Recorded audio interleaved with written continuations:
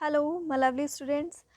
उम्मीद करती हूँ कि आप सब बहुत अच्छे होंगे। सोशियो पॉइंट चैनल पर आप सभी का बहुत बहुत स्वागत है। हम लोग एमसीक्यू सॉल्व करने जा रहे हैं रिसर्च से रिलेटेड, ठीक है। लेकिन ये सारे के सारे हिंदी में रहेंगे क्योंकि मेरे पास सिर्फ और सिर्फ हिंदी में क्वेश्चंस हैं और उसको ट्रांसलेट करने का टाइम नहीं मिल रहा है मुझे। बट अगर किसी के पास प्रैक्टिस के लिए रिसर्च के क्वेश्चंस इंग्लिश में हैं तो विद आंसर्स आप लोग मुझे सेंड कर सकते हो, मैं प्रैक्टिस करवा दूँगी, ठीक है, जैसे ही मुझे टाइम मिलेगा।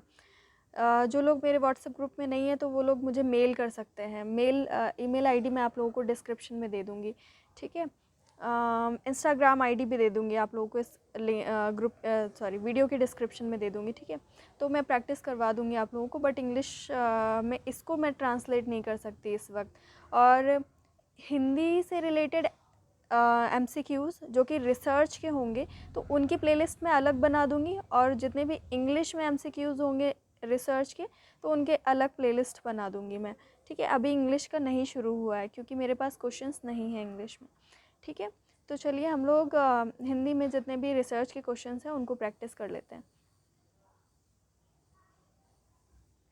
पहला क्वेश्चन है आपका, किसी सामाजिक अनुसंधान से संबंधित एकत्रित की जाने वाली सभी तरह की सूचनाओं, प्रमाणों तथा सामग्री को कहा जाता है, ठीक है। क्या कहा जाता है? तथ्य संकलन, अवलोकन, आनुभाविक अध्ययन, प्रलेख संकलन।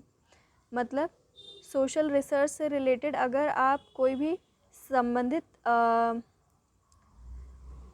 एकत्रित की जाने वाली कोई सूचना, यानी कि डेटा कलेक्शन की बात हो रही है यहाँ पे, ठीक है।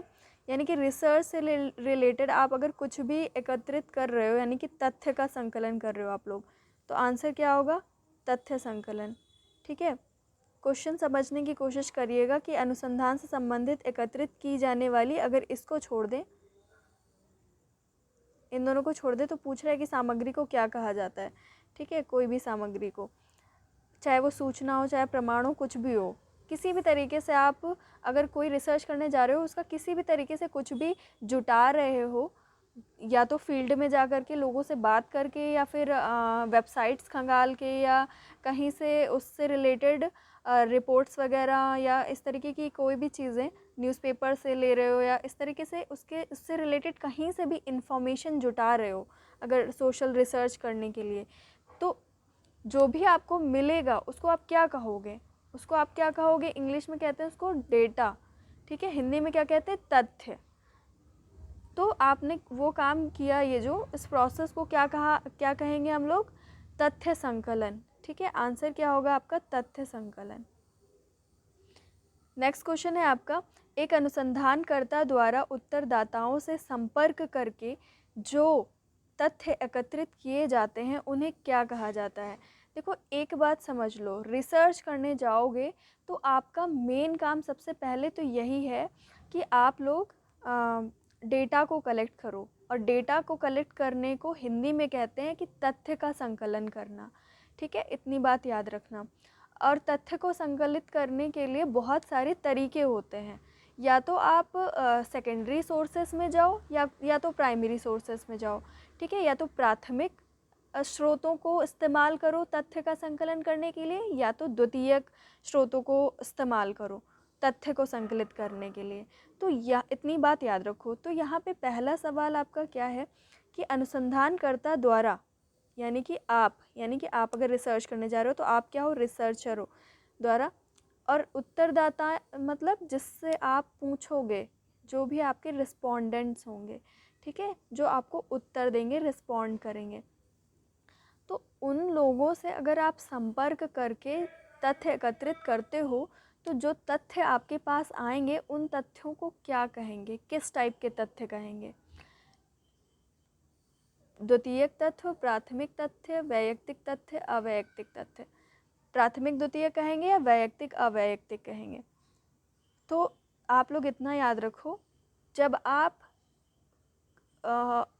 कोई भी डेटा कलेक्ट करने जाते हो और खुद से डेटा कलेक्ट करते हो, है ना, मतलब कहीं पर भी वो डेटा ऑलरेडी मौजूद नहीं है, आप खुद जा कर के फ़ेस टू फेस इंटरेक्ट करके, या तो आप फील्ड में जा कर के उस डेटा को कलेक्ट करने की कोशिश करते हो जिस टाइप का डेटा आपको ज़रूरत है, ठीक है।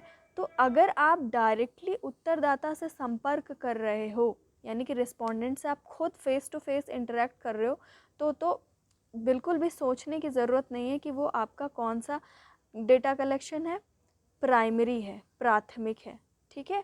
वो पहले से न्यूज़पेपर, मैगज़ीन्स या डायरीज़ या कहीं पर भी मौजूद नहीं है, आपने खुद जा कर के उसको किया है, फर्स्ट हैंड डेटा है वो आपका, ठीक है। तो प्राथमिक तथ्य आंसर होगा। अध्ययनकर्ता को अध्ययन से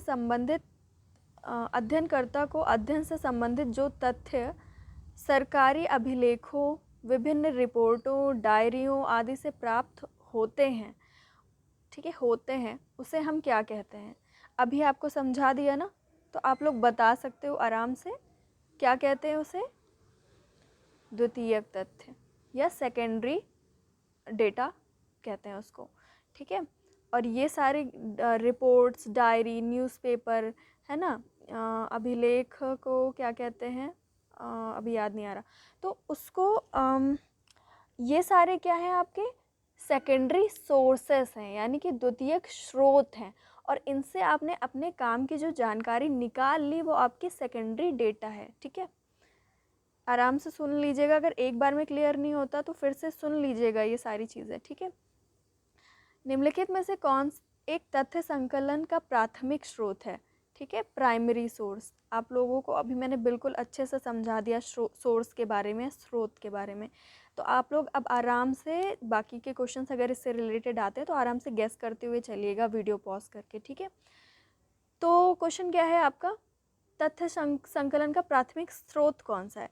पुस्तकों में दी गई सांख्यिकी, मतलब जो आपका स्टैटिस्टिकल डेटा होता है मैथमेटिक्स वाला वो, या अनुसंधान प्रतिवेदनों से प्राप्त सूचनाएं, या अनुसंधान में जो भी प्रतिवेदन, यानी कि पहले से जो लोगों ने रिसर्च कर लिया है उससे रिलेटेड जो हमें सूचना यानी कि इन्फॉर्मेशन मिलेगी वो होगा, या समाचार पत्र से जो हमें सूचना मिलेगी, या फिर साक्षात्कार से जो सूचना मिलेगी, कौन सा प्राइमरी होगा?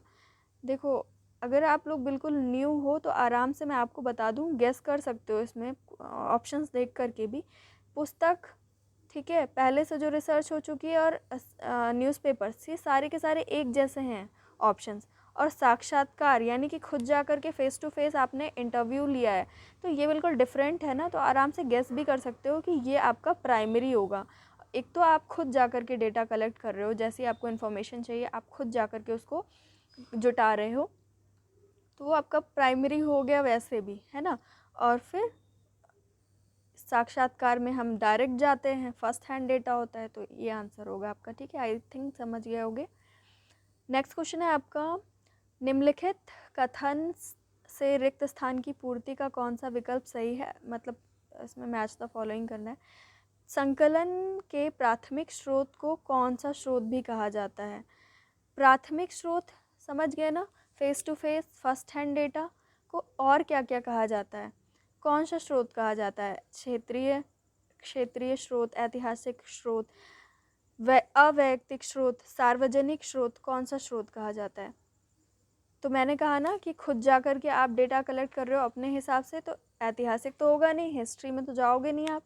और अवैयक्तिक मतलब इम्पर्सनल, मतलब आपसे जुड़ा हुआ ना हो जो, या सार्वजनिक जो पब्लिक हो, या फिर जो फील्ड से रिलेटेड हो। तो क्या होगा इसका आंसर? आप खुद जा कर के फील्ड में काम कर रहे हो ना, अब आपका जो, देखो, रिसर्च के स्टेप्स पढ़ लेना, पिछले सेमेस्टर में था आपके बीए के 5th सेमेस्टर में रिसर्च के स्टेप्स थे, तो उसमें क्या था कि डेटा कलेक्ट करने के लिए जो रिसर्चर होता है वो अपना फील्ड निर्धारित करता है, एरिया निर्धारित करता है कि कौन सा एरिया होगा, तो उस एरिया में जाकर के काम करने को क्या कहते हैं? फील्ड वर्क कहते हैं, यानी कि क्षेत्रीय कार्य कहते हैं। तो आप जब खुद क्षेत्र में जाकर के अपने काम का डेटा जुटा रहे हो तो मतलब आप क्षेत्रीय कार्य कर रहे हो, ठीक है। और खुद जा रहे हो तो प्राथमिक वाला काम कर रहे हो, तो इन दोनों का कनेक्शन है, क्षेत्र का और प्राथमिक का, ठीक है। तो आंसर क्या हो गया? क्षेत्रीय स्रोत। पीवी यंग ने तथ्य संकलन के प्राथमिक स्रोतों को दो प्रमुख भागों में विभाजित किया है। ठीक है, प्राथमिक स्रोतों को भी इन्होंने दो पार्ट्स में डिवाइड कर दिया है। किसने? पीवी यंग ने। याद रखना, हमेशा पीवी यंग की बात हो रही है। सारे रिसर्चर अलग अलग स्टेटमेंट्स देते हैं, तो हमें ज़रूरत होती है कि हम हर रिसर्चर वाइज उनकी बातें याद रखें। तो पीवी यंग ने प्राथमिक स्रोतों को कौन दो पार्ट्स में डिवाइड किया है? व्यक्तिगत स्रोत, सार्वजनिक स्रोत, क्षेत्रीय स्रोत या ऐतिहासिक स्रोत, अप्रत्यक्ष या प्रत्यक्ष स्रोत, प्रकट या अप्रकट स्रोत। कौन सा? तो पीवी यंग ने जो बताया है वो बताया है, ये सीक्वेंस गलत है, ABC वाला। ठीक है, तो इसमें होगा प्रत्यक्ष और अप्रत्यक्ष स्रोत बताया है। ठीक है, हाँ, पीवी यंग से जुड़ा जो प्राइमरी सोर्सेज का डिवीज़न है वो प्रत्यक्ष और अप्रत्यक्ष स्रोत है। मतलब या तो आप डायरेक्ट जा कर के फील्ड में काम कर रहे हो, तो इनडायरेक्टली। ठीक है, इनडायरेक्टली मतलब न्यूज़पेपर, डायरीज, इस तरीके की चीज़ें। और क्या है आपका 7वां क्वेश्चन? निम्नांकित में से कौन सी एक प्रविधि का संबंध तथ्य संकलन के द्वितीयक स्रोत से है? अब यहाँ पे टूल्स आ गए। टूल्स और टेक्निक्स की बात होती है ना, कि किस तरीके से आप काम करोगे फील्ड में जा कर के। फील्ड तो आपने चले गए आप फील्ड में, या अपने तथ्य को जुटाने के लिए आपने डिसाइड तो कर लिया है मुझे इस तरीके के डेटा को कलेक्ट करना है, बट कैसे कलेक्ट करोगे वो चीज़ है प्रविधियाँ, है ना, कि कैसे आप काम करोगे। इंटरव्यू लोगे, क्वेश्चनर भरवाओगे, प्रश्नावली या अवलोकन करोगे, या जो चीज़ें सेकेंडरी सोर्सेज का यूज़ करोगे, डायरीज़ वगैरह का, या फिर आप इंटरव्यू लोगे, तो इस तरीके की चीज़ें। तो वही पूछ रहा है इसमें कि सेकेंडरी स्रोत कौन से, द्वितीयक स्रोत कौन से हैं। तो आपको अब प्राथमिक और द्वितीयक क्लियर हो गया तो आराम से बता सकते हो। देखो, पहला ऑप्शन है आपका अवलोकन, फिर प्रश्नावली, प्रकाशित लेख, साक्षात्कार। तो क्लियर हो गया, साक्षात्कार बार बार आ रहा है। ठीक है, ये तो नहीं होगा। ठीक है, सेकेंडरी में, क्योंकि ये तो प्राइमरी है आपका। और प्रकाशित प्रलेख यानी कि जो पब्लिश्ड आर्टिकल्स हैं, है ना, जो पब्लिश हो चुके हैं, तो वो तो आप फिर से जा कर के कुछ करना नहीं है आपको उसमें, वो तो ऑलरेडी पब्लिश है। उससे पढ़ के आराम से आप अपनी इन्फॉर्मेशन निकाल सकते हो। तो इसका मतलब क्या है कि ये होगा आंसर। ठीक है, प्रकाशित प्रलेख। और प्रश्नावली है, अवलोकन है। ठीक है, ये सब आप जा कर के आपको करना पड़ता है। ठीक है, अवलोकन यानी कि ऑब्जर्वेशन करोगे कहीं पे जाके अपने फील्ड में, या प्रश्नावली आप खुद उत्तरदाताओं को दोगे भरने के लिए। ठीक है, और उनसे इंटरेक्ट भी कर सकते हो इसमें, मतलब वैसा इंटरेक्शन जैसे साक्षात्कार में। और एक होता है अनुसूची, याद रखना, अनुसूची। दोनों में अच्छा खासा इंटरेक्शन होता है हमारे रिस्पोंडेंट्स के साथ, बाकियों में नहीं होता है इंटरेक्शन। ये जो आपका अवलोकन लिखा हुआ है ना, इसमें अगर सहभागी अवलोकन लिखा हुआ होता तो बहुत अच्छे से इंटरेक्शन होता है हमारा रिस्पोंडेंट्स के साथ। हम लोग खुद उनके साथ जाते हैं, रहते हैं, ठीक है, उनको समझने की कोशिश करते हैं। तो इस तरह की चीज़ें याद रखिएगा। तथ्य संकलन के प्राथमिक स्रोतों द्वारा ऐतिहासिक घटनाओं की जानकारी नहीं प्राप्त की जा सकती। ये कथन है सत्य, असत्य, जॉन मैच के अनुसार असत्य, मतलब सिर्फ जॉन मैच कह रहे हैं कि असत्य है, या विवादपूर्ण है कि पता नहीं सत्य है कि असत्य है। सेंटेंस आराम से फिर से पढ़ लो कि तथ्य संकलन के प्राथमिक स्रोत, डेटा कलेक्शन के जो प्राइमरी सोर्स हैं, प्राथमिक स्रोत द्वारा ऐतिहासिक घटना की बात हो रही है, जो घटनाएं बहुत पहले बीत चुकी हैं होकर के, तो उनके बारे में अगर हमें जानकारी जुटानी है तो क्या वो हम लोग जुटा सकते हैं प्राथमिक स्रोत से। प्राथमिक स्रोत मतलब क्या? जब आप खुद फील्ड में जा कर के काम करते हो ना, खुद जा कर के रिस्पोंडेंट से इंटरेक्ट करते हो, उनसे अपने हिसाब से जानकारी निकालते हो, तो क्या ऐतिहासिक घटनाओं के बारे में आप जानकारी प्राप्त कर सकते हो? सीधा सा जवाब है असत्य, क्योंकि वो घटना तो हो सकता है काफ़ी पहले बीत चुकी हो। ठीक है, अगर आप लोग मान लो बहुत पुरानी घटना है, तो वैसे भी आप एकदम रिलायबल डेटा तो बिल्कुल भी नहीं लोगों से जानकारी, मतलब नहीं सही डेटा आप लोगों से कलेक्ट नहीं कर सकते। ठीक है, याद रखना, प्राथमिक स्रोत की बात हो रही है और ऐतिहासिक घटना की बात हो रही है। प्राथमिक स्रोत और ऐतिहासिक घटनाओं के स्रोत में कोई भी रिलेशन नहीं है। ठीक है, तो ये सत्य है स्टेटमेंट।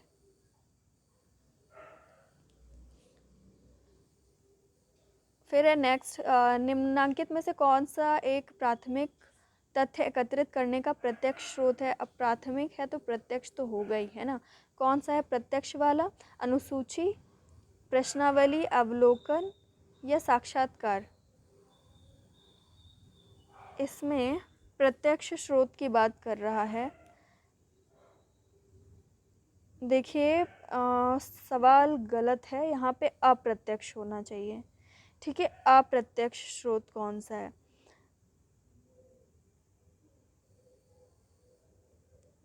अनुसूची आप जो आपके रिस्पोंडेंट्स होते हैं ना, उनसे जाके आपको भरवाना पड़ता है। आप खुद क्वेश्चंस डिसाइड करते हो और उसको जा कर के लोगों से भरवाना होता है। इंटरव्यू तो सब जानते हैं।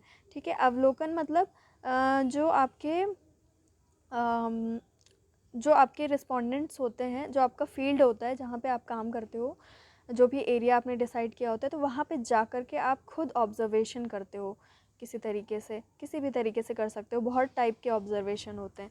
और बी वाला जो है ना, वो है आपका कि आप क्वेश्चंस की एक लिस्ट तैयार कर देते हो और उसको या तो लोगों को पोस्ट बाय पोस्ट या मेल के थ्रू या आजकल तो व्हाट्सएप के थ्रू, है ना, इस तरीके से कहीं पर भी किसी भी प्लेटफॉर्म के माध्यम से आप अपने उत्तरदाताओं तक बस वो पहुंचा देते हो और उनसे उम्मीद करते हो कि वो लोग आपको वो चीज़ भर के देंगे। ठीक है, तो वो होता है। तो प्राथमिक तथ्य अगर आपको एकत्रित करने हैं तो उसका अप्रत्यक्ष मतलब इनडायरेक्ट सोर्स तो प्रश्नावली हुआ, जहाँ पर आप अपने रिस्पोंडेंट से फेस टू फेस इंटरेक्ट नहीं कर रहे हो, फेस टू फेस कोई बात नहीं हो रही है। यहाँ पर इन सब में फेस टू फेस बात होने के पूरे हैं। ठीक है, तो आंसर क्या होगा आपका? इनडायरेक्ट सोर्स प्रश्नावली, अप्रत्यक्ष। ठीक है, अप्रत्यक्ष यानी कि इनडायरेक्ट। फिर है आपका निम्नांकित कथन में रिक्त स्थान की पूर्ति के लिए कौन सा विकल्प सही है? कथन किसी भी सामाजिक अनुसंधान का वास्तविक कार्य डैश से आरंभ होता है। कोई भी रिसर्च करने जा रहे हो तो उसका काम कहाँ से शुरू होगा? सामान्यीकरण से, मतलब डेटा मिल गया, आप उसका जनरलाइजेशन कर दो कि हाँ ये चीज़, ये फैक्ट हमें मिला। या फिर आप तथ्यों का संपादन करो। ठीक है, एडिटिंग ऑफ डेटा, तथ्य का संकलन करो, कलेक्शन ऑफ डेटा, या तथ्य का विश्लेषण करो, एनालिसिस ऑफ डेटा।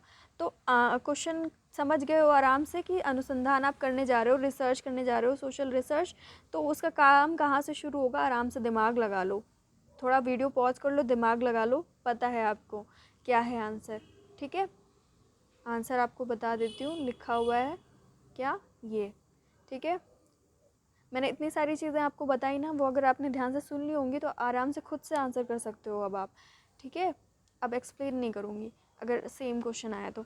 किसी भी व्यक्ति द्वारा अपने निजी जीवन, कार्यों, अनुभवों, विश्वासों के बारे में स्वयं लिखे गए वितरण, लिखा हुआ है ना, विवरण होगा, डिस्क्रिप्शन को क्या कहा जाता है? कोई इंसान है, उसने अपनी लाइफ में जो भी एक्सपीरियंस किया है या जो भी चीज़ें हैं उसकी लाइफ से जुड़ी, ठीक है, उसके बारे में अगर कोई इंसान खुद से लिखता है, खुद से लिखता है, उसको डिस्क्रिप्शन देता है उसका, तो उसको हम क्या कहेंगे? सार्वजनिक प्रलेख, प्रतिवेदन, प्रकाशित प्रलेख, व्यक्तिगत प्रलेख। क्वेश्चन आराम से पढ़ो, समझ जाओगे। ये एक टाइप का डायरी राइटिंग है। ठीक है, डायरी राइटिंग की बात हो रही है। तो आंसर क्या होगा आपका? ये। ठीक है, ये सब अब आप आराम से खुद से बता सकते हो। वीडियो पॉज करके थोड़ा सुन लेना, पढ़ लेना ध्यान से। ठीक है, निम्नांकित में से कौन सी एक विशेषता तथ्य संकलन के प्राथमिक स्रोतों के दोष को इंगित करती है? मतलब क्या कमी रह जाती है प्राथमिक स्रोत के द्वारा जब हम तथ्य का संकलन करते हैं? क्या दोष होता है? उत्तरदाताओं पर हमारा नियंत्रण होता है कि हाँ मैं ये क्वेश्चन पूछ रही हूँ, उसका यही जवाब देना। ये तो होता नहीं है ना। वैयक्तिक पक्षपात की संभावना, बायसनेस आ जाती है कि हाँ ये लड़की है, मैं भी लड़की हूँ, तो इस तरीके का कुछ। ठीक है, या ये इसी तरीके का। ठीक है, साक्षात्कार का अभाव, कि इंटरव्यू नहीं ले पाते हैं हम लोग, ये तो होता नहीं है ना। प्राथमिक स्रोत में तो इंटरव्यू ले सकते हैं। विस्तृत अध्ययन के लिए अनुपयुक्त, हमें अगर बहुत सारा डेटा कलेक्ट करना है और बहुत सारी बड़ी स्टडी करनी है तो उसके लिए हम प्राथमिक स्रोत को इस्तेमाल नहीं कर सकते। इसमें से ज़रूरी ये सारी चीज़ें सही नहीं है, ठीक है। अब इसमें से बताओ कि प्राथमिक स्रोतों के बारे में कौन सा सही लिखा हुआ है, कि प्राथमिक स्रोत की इसमें से कौन सी एक कमी है। बहुत फेमस क्वेश्चन है ये, ठीक है। इसका जवाब आपको पता होना चाहिए, बी वाला, ठीक है। कि जब हम प्राइमरी डेटा कलेक्ट करने जाते हैं तो हम बायस्ड हो जाते हैं। मान लो मैं गांव की स्टडी कर रही हूँ, ठीक है, गांव और शहर का तुलनात्मक अध्ययन कर रही हूँ और पता चला मैं भी गांव से जुड़ी हुई हूँ बहुत डीपली, तो मैं क्या करूँगी, गांव के बारे में सब कुछ अच्छा अच्छा बताऊँगी। या मैं अगर महिला हूँ तो किसी महिला के बारे में तथ्य का संकलन कर रही हूँ तो मैं उसी हिसाब से बायस्ड हो जाऊँगी, कि मैं पक्षपात हो जाऊँगी कि नहीं, मेन का जब मैं डेटा लूँगी तो उसको अपने तरीके से उसको मोल्ड कर दूँगी और औरत का लूँगी तो वैसे। तो जब हम लोग प्राइमरी करते हैं ना तो वैयक्तिक पक्षपात की संभावना बहुत ज़्यादा होती है। फिर 13th क्वेश्चन है आपका, निम्नांकित में से कौन सा एक कथन सही है। मतलब सारे के सारे गलत हैं और कोई एक है स्टेटमेंट जो सही है। अवलोकन तथ्य संकलन का द्वितीयक स्रोत है, प्रश्नावली तथ्य संकलन का प्राथमिक स्रोत है, तथ्य संकलन के प्राथमिक स्रोत विस्तृत क्षेत्र का अध्ययन करने के लिए उपयुक्त नहीं होते, व्यक्तिगत प्रलेख तथ्य संकलन के प्राथमिक स्रोत हैं।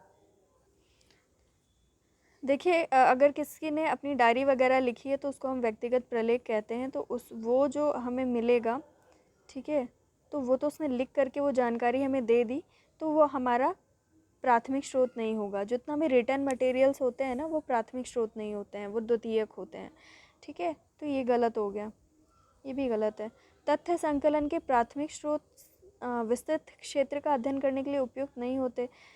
देखिए प्राइमरी डेटा दो टाइप का होता है और उसके थ्रू हम लोग बहुत सारा स्टडी कर सकते हैं, ये भी गलत है। जो आपके मैक्स वेबर हैं, मैक्स वेबर ने क्या किया, सेकेंडरी सोर्सेज का ही इस्तेमाल करके उन्होंने पूरे वर्ल्ड वाइड रिलीजन का स्टडी किया था, बहुत बड़ी स्टडी थी, ठीक है। और बहुत सारा स्टैटिस्टिकल डेटा लेकर के इमाइल दरखाइम ने सुसाइड का स्टडी किया था, सेकेंडरी सोर्स इस्तेमाल किया था, ठीक है, उसमें उन्होंने। और ये जो मैक्स वेबर हैं इन्होंने भी वर्ल्ड वाइड बहुत सारा डेटा जो कलेक्ट किया था वो भी उन्होंने फील्ड में जा कर के नहीं किया था, तो वो सेकेंडरी सोर्स। तो इसलिए हमें ज़्यादातर ऐसे स्टडीज़ मिलते हैं जिससे हम कंफ्यूज हो सकते हैं कि क्या प्राइमरी सोर्सेज में हम क्या बहुत बड़ा अध्ययन नहीं कर सकते। तो ऐसा बिल्कुल नहीं है। बहुत सारी ऐसी ट्राइबल स्टडीज़ होती हैं जिसमें क्या करते हैं, जो रिसर्चर होते हैं वो जाकर के फील्ड में उनके साथ रहते हैं और उनकी हर एक चीज़ की स्टडी करते हैं। और बहुत बड़ी बड़ी स्टडीज़ हुई हैं अंडमान आइलैंडर्स और इस तरीके की, रेडक्लिफ ब्राउन की, और इस तरह के बहुत सारे हैं, ठीक है। तो इन लोगों ने प्राइमरी सोर्सेस का इस्तेमाल किया, ठीक है। तो ऐसा नहीं है कि हम लोग बहुत बड़े स्टडीज़ नहीं कर सकते। फिर है आपका नेक्स्ट कि अवलोकन तथ्य संकलन का एक द्वितीयक स्रोत है।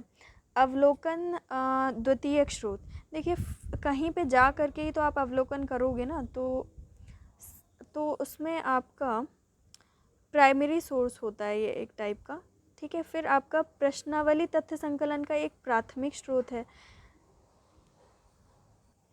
देखिए कहीं पे जा करके अगर आप ऑब्जर्वेशन कर रहे हो तो वो सेकेंडरी सोर्स नहीं होगा, प्राइमरी होगा, है ना।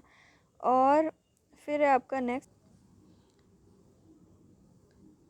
ये जो आपका सेकंड वाला है कि प्रश्नावली तथ्य संकलन का एक प्राथमिक स्रोत है, ये सही है, ठीक है। आप खुद प्रश्नावली तैयार करते हो और जैसा डेटा आपको चाहिए वैसे सवाल उसमें लिखते हो और फिर रिस्पोंडेंट्स को सेंड कर देते हो। उत्तरदाताओं से आपका फ़ेस टू फेस इंटरेक्शन नहीं होता, इसलिए वो आप लोगों के लिए एक इनडायरेक्ट तरीका होता है डेटा को कलेक्ट करने का। लेकिन वो जो सोर्स होता है, स्रोत होता है, वो प्राथमिक होता है, ठीक है। तो बी वाला आंसर सही है। फिर 14th है आपका, प्राथमिक तथ्यों के द्वारा सरकारी कार्यक्रमों की सफलता का सही मूल्यांकन नहीं किया जा सकता, ये कथन सत्य है कि असत्य। एस.सी. दुबे ने एक बुक लिखी थी जिसमें उन्होंने गवर्नमेंट के प्रोग्राम्स का एनालिसिस किया था, ठीक है। वो आप लोग ढूंढ के पढ़ लीजिएगा, वो एग्ज़ाम में आ सकता है। ठीक है, एस.ए. दुबे की बुक है वो। ठीक है, उनके इंट्रोडक्शन में लिखी हुई है, आप लोग देख लीजिएगा। प्राथमिक स्रोत तथ्यों के द्वारा, मतलब यहाँ पे प्राथमिक तथ्यों की बात हो रही है। क्या प्राथमिक तथ्य अगर आप जुटाओगे तो सरकार के जो कार्यक्रम है उसकी सफलता का मूल्यांकन सही से कर सकते हो? बिल्कुल कर सकते हो। कोई स्कीम आई है, ठीक है, उसको किसी एरिया पे लागू किया गया है, अब वो स्कीम वहाँ पे चल पाई है कि नहीं, उसको आप अगर जानना चाहते हो तो आपको फील्ड में जाना पड़ेगा ना। तो फील्ड में जाओगे तो मतलब फ़ेस टू फेस इंटरेक्शन होगा। ठीक है, प्राइमरी सोर्सेज का यूज़ करोगे, है ना, या तो फ़ेस टू फेस इंटरेक्ट करोगे या तो खुद अपने हिसाब से सवाल बना करके उनको प्रश्नावलियाँ दोगे। ठीक है, क्वेश्चनर दोगे कि हाँ बताइए, भर के दीजिए। तो क्या सही से मूल्यांकन कर सकते हो प्राथमिक तथ्यों के द्वारा किसी सरकारी कार्यक्रम का? तो बिल्कुल हाँ कर सकते हो। ठीक है, कर सकते हो में हाँ होगा, नहीं किया जा सकता है बोला है ना, तो ये स्टेटमेंट गलत है, यानी कि असत्य है ये स्टेटमेंट। ठीक है, इसीलिए कहते हैं कि एग्ज़ाम करते वक्त क्वेश्चन ध्यान से पढ़ना चाहिए, वरना आंसर गलत हो जाता है। ठीक है, ध्यान से पढ़िएगा आप लोग भी एग्ज़ाम में जो भी क्वेश्चन है। इसी तरीके की मिस्टेक्स हो जाती हैं। तथ्य संकलन के बारे में निम्नांकित में से कौन सा कथन असत्य है? तथ्य संकलन, डेटा कलेक्शन की बात हो रही है, डेटा कलेक्शन के बारे में कौन सा स्टेटमेंट गलत है? ठीक है, बताना है आपको। तथ्य संकलन के प्राथमिक स्रोत प्रत्यक्ष भी हो सकते हैं, अप्रत्यक्ष भी। यानी कि प्रत्यक्ष स्रोत का उदाहरण क्या होगा? इंटरव्यू लेना। और अप्रत्यक्ष का क्या है? क्वेश्चनर। तो बिल्कुल सही स्टेटमेंट है। तथ्य संकलन के द्वितीयक स्रोत व्यक्तिगत प्रलेख तथा सार्वजनिक प्रलेख के रूप में होते हैं। प्रलेख मतलब आर्टिकल्स, रिटर्न आर्टिकल्स। तो सेकेंडरी सोर्स तो है भाई, जो चीज़ें रिटर्न होती हैं, रिटर्न में रिटर्न डेटा होता है, वो सेकेंडरी सोर्स के अंदर आता है। ठीक है, द्वितीयक स्रोत के अंदर। तो ये भी सही है। अनुसूची द्वारा प्राप्त तथ्य को प्राथमिक तथ्य कहा जाता है। अनुसूची समझ लीजिएगा आप किसको कहते हैं। ठीक है, बहुत ज़रूरी है। अनुसूची और प्रश्नावली दोनों में अंतर पे बहुत सारे सवाल बनेंगे कि प्रश्नावली और अनुसूची में क्या डिफरेंस है। ठीक है, तो अनुसूची द्वारा जो आपको, यानी कि शेड्यूल द्वारा जो आपको तथ्य मिलेंगे, डेटा मिलेगा, वो क्या प्राथमिक तथ्य होंगे? प्राइमरी डेटा होगा। बिल्कुल सही है, होता है। ठीक है, साक्षात्कार से प्राप्त होने वाले तथ्य द्वितीयक तथ्यों के उदाहरण हैं। आप खुद जा कर के वहाँ पे गए हो रिस्पोंडेंट से मिलने, और वहाँ पे जा कर के डेटा को कलेक्ट करने की कोशिश कर रहे हो उससे बात करके, तो वो आपका सेकेंडरी डेटा कैसे होगा? अभी तो यहाँ पे आया ना कि द्वितीयक स्रोत रिटर्न होते हैं, जैसे कि व्यक्तिगत प्रलेख, पर्सनल आर्टिकल या पब्लिक आर्टिकल, कुछ भी। ठीक है, तो ये जो डी वाला है ना, वो है आंसर आपका। ये गलत है, गलत स्टेटमेंट है डी वाला। ठीक है, तो आज के लिए इतना ही, और मुझे फ़ोटोज़ सेंड कर दीजिएगा तो फिर मैं उसका प्रैक्टिस करवा दूँगी आप लोगों को। और कैसा लगा वीडियो ज़रूर बताइएगा। ठीक है, टेक केयर।